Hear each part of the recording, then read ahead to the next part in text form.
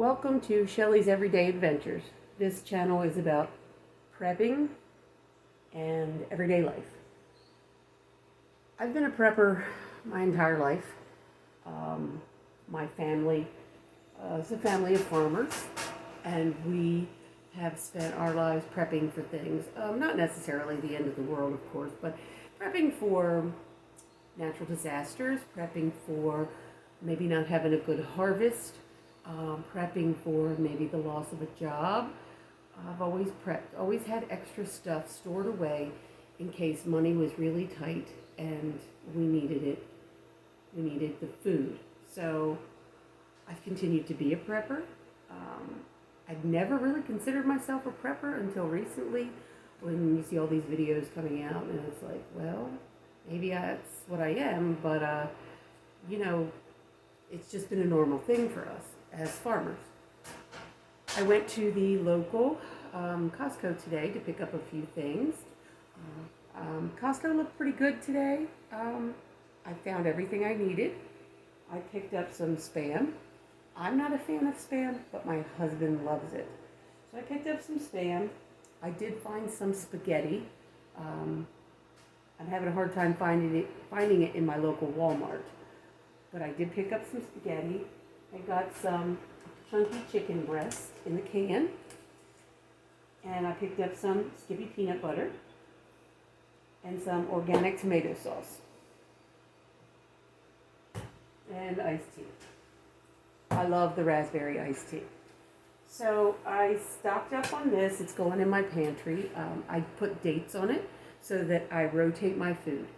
I worked in a school kitchen part-time for 25 years, and I know a lot about, rotating. So I put the date that I purchased it on the package, and it goes to the back, and I rotate it forward as we go. That way, you're not using stuff that's way outdated, or you're not wasting money because something is very outdated. Now, I will tell you that canned foods will last a lot longer than the expiration date, so I wouldn't throw it away. Open it. If it smells good, eat it. If it doesn't, don't eat it. It's that simple.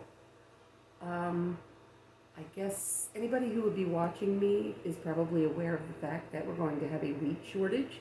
So I would advise that you pick up some extra wheat. There may come a time when you need to use it to make your own cakes, your own flour. Make your own cakes or make your own bread with the flour. I do recommend that you bag up the flour in small bags and put it in the freezer for 2 days because flour does have something we call weevils in it. It's a wheat product, so yes, they can't get all the eggs and different things out of it. So freeze it, that kills it, and you can store that flour for several years. I recommend that highly. So that being said, I did pick up some sugar the other day and a little bit more rice. And I picked up some baking soda. I got the baking soda because I use it for many things. You can use it for cleaning. I use it for brushing my teeth if I need to. Baking soda is very versatile, and you should go online and probably print out uses for baking soda so that you can use it. It's cheaper. It's a cheaper cleaner. It's just a good all-around cleaner. And